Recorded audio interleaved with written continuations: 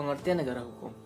Negara hukum menurut Aristoteles adalah negara yang berdiri atas hukum yang menjamin keadilan kepada warga negaranya. Keadilan merupakan syarat bagi tercapainya kebahagiaan hidup untuk warga negara, dan sebagai daripada keadilan itu, perlu diajarkan rasa susila kepada setiap manusia agar ia menjadi warga negara yang baik. Peraturan yang sebenarnya menurut Aristoteles ialah peraturan yang mencerminkan keadilan bagi pergaulan antar warga negaranya. Maka menurutnya, yang memerintah negara bukanlah pemerintah, melainkan pikiran manusia yang adil. Pengusaha hanyalah pemegang hukum dan keseimbangan saja. Kemudian ciri-ciri negara hukum. Pertama, pengakuan dan perlindungan hak-hak asasi yang mengandung persamaan dalam bidang politik, hukum, sosial ekonomi, dan kebudayaan. Peradilan yang bebas dari suatu pengaruh kekuasaan atau kekuatan lain dan tidak memihak pihak manapun. Jaminan kepastian hukum, yaitu jaminan bahwa ketentuan hukumnya dapat dipahami, dapat dilaksanakan, dan aman dalam melaksanakannya. Tipe-tipe negara hukum. Yang pertama itu adalah negara hukum liberal. Apa itu negara hukum liberal? Nah, tipe ini menghendaki agar negaranya berstatus pasif. Artinya, bahwa suatu negara harus tunduk kepada peraturan-peraturan negara. Penguasa dalam bertindak sesuai dengan hukum. Di sini, kaum liberal menghendaki agar penguasa dan yang dikuasai ada suatu persetujuan dalam bentuk hukum, serta persetujuan yang menjadi penguasa. Nah, yang kedua itu negara hukum formil atau division of power. Artinya, negara hukum formil yaitu negara hukum yang mendapat pengesahan dari rakyat. Segala tindakan penguasa memerlukan bentuk hukum tertentu, harus berdasarkan undang-undang. Negara hukum formil ini disebut juga dengan negara demokratis yang berlandaskan negara hukum.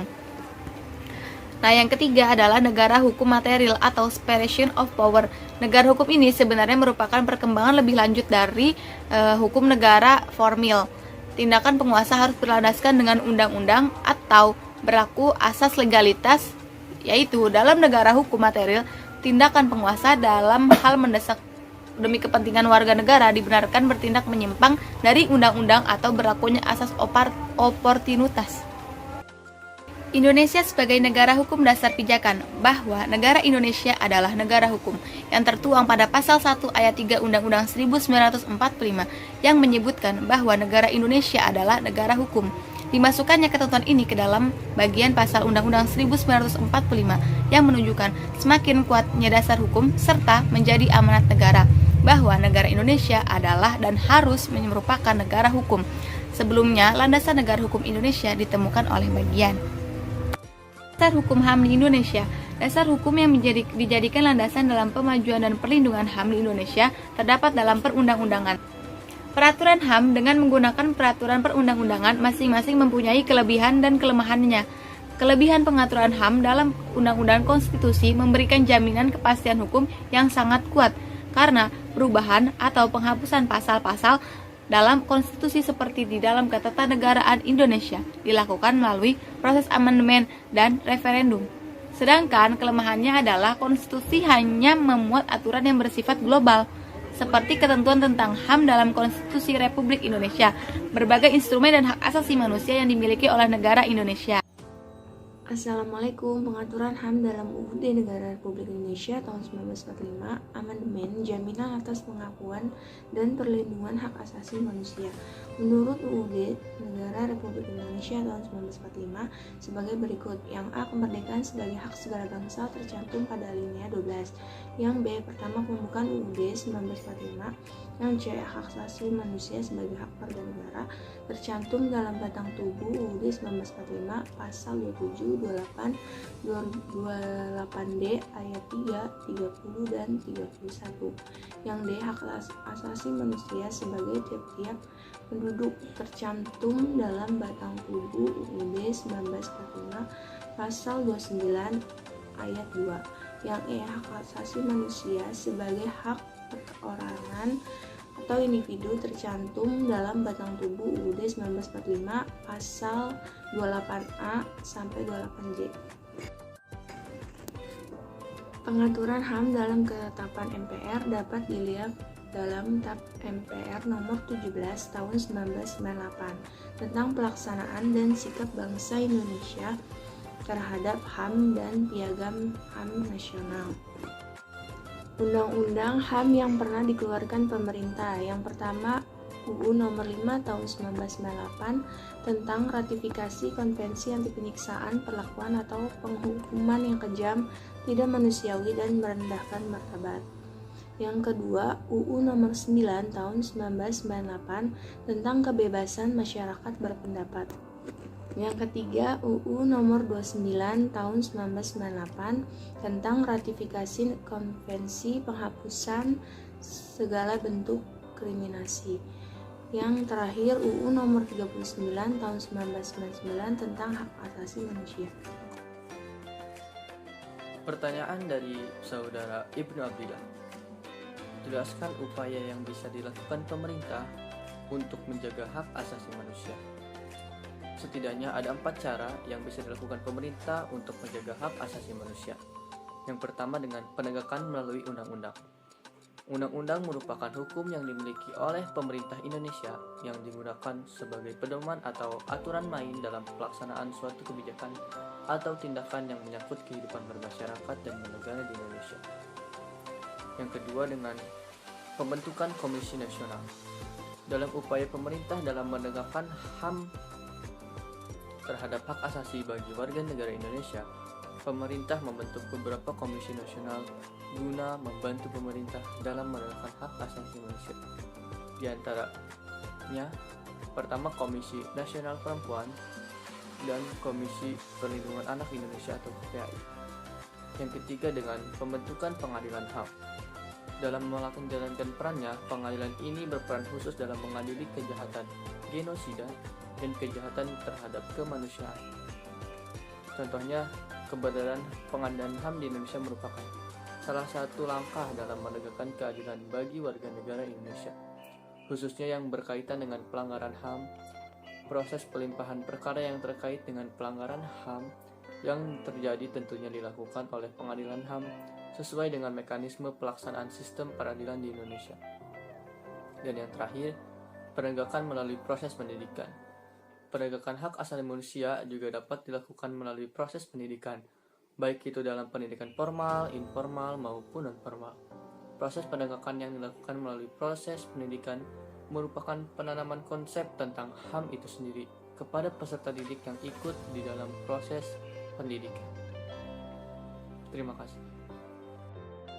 Nah, di sini juga saya akan menjawab pertanyaan dari saudara Yoga Ali dari kelompok 8. Dia bertanya, lembaga apa saja yang bertugas melindungi hak asasi manusia?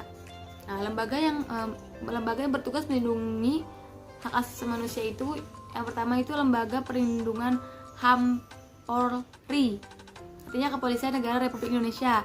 Terus kedua, Komnas, Komisi Nasional HAM, Komisi Nasional Anti Kekerasan Terhadap Perempuan. Terus KPAI, Komnas Perlindungan Anak Indonesia. Pengadilan HAM. Terus Komisi Kebenaran dan Rekonsiliasi.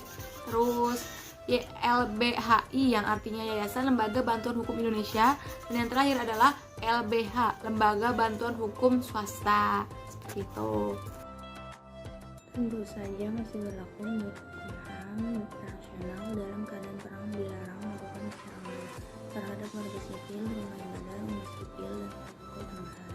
Tahun 1977 secara khusus melindungi orang yang tidak mengambil bagian dalam pemusuhan warga atau umat sipil, pekerja kesehatan dan pekerjaan bantuan kemanusiaan, dan mereka yang tidak lagi terlibat dalam permusuhan seperti tentara yang terluka, sakit, dan kapalnya karam dan tawanan perang. Konvensi Jenewa 1949. Tindakan TNI dapat tergolong sebagai pelanggaran HAM apabila dalam baku tembak tersebut dilakukan di luar ketentuan hukum humaniter yang mengatur tentang sebagaimana telah diratifikasi dalam Undang-Undang Nomor 59 Tahun 1958 tentang ikut serta negara Republik Indonesia dalam seluruh konvensi Jenewa tanggal 12 Agustus tahun 1949, di mana melalui ratifikasi ini Indonesia mengikuti ketentuan-ketentuan ataupun rambu-rambu dalam berperang. Undang-Undang Nomor 59 Tahun 1998 tentang ikut serta negara Republik Indonesia dalam seluruh Konvensi Jenewa tanggal 12 Agustus tahun 1949. Undang-Undang Nomor 39 Tahun 1999 tentang hak asasi manusia. Undang-Undang Nomor 26 Tahun 2000 tentang Pengadilan Hak Asasi Manusia. Undang-Undang Nomor 34 Tahun 2004 tentang Tentara Nasional Indonesia. Di sini saya akan mencoba menjawab pertanyaan dari saudari Sri Inten kelompok 7 yang berupa bagaimana menyikapi perlakuan suami yang sampai memukul istrinya. Baik, saya Izzat Al-Fagia izin menjawab. Tindakan memukul istri sama seperti tindakan KDRT. KDRT adalah kejahatan terhadap martabat kemanusiaan. Korban KDRT kebanyakan adalah perempuan dan harus mendapat perlindungan dari negara atau masyarakat. Setiap warga negara berhak mendapatkan rasa aman dan bebas dari segala bentuk kekerasan sesuai dengan falsafah Pancasila Undang-Undang tahun 1945 dalam sosialisasi Undang-Undang Nomor 23 Tahun 2004 tentang penghapusan kekerasan dalam rumah tangga. Perlindungan tersebut penting agar korban terhindar dan terbebas dari kekerasan, ancaman, penyiksaan, serta perlakuan yang merendahkan derajat dan martabat kemanusiaan. Seperti diamanatkan Undang-Undang Nomor 23 Tahun 2004 tentang penghapusan KDRT. Setiap pelaku kekerasan fisik, psikis, seksual, atau penelantaraan rumah tangga diancam dengan hukuman yang cukup berat, baik berupa denda maupun kurungan badan. Hukuman terendah ancaman penjara 4 bulan dan denda 5 juta, hingga yang terberat dengan ancaman hukuman hingga paling lama 20 tahun dengan denda paling banyak 500 juta.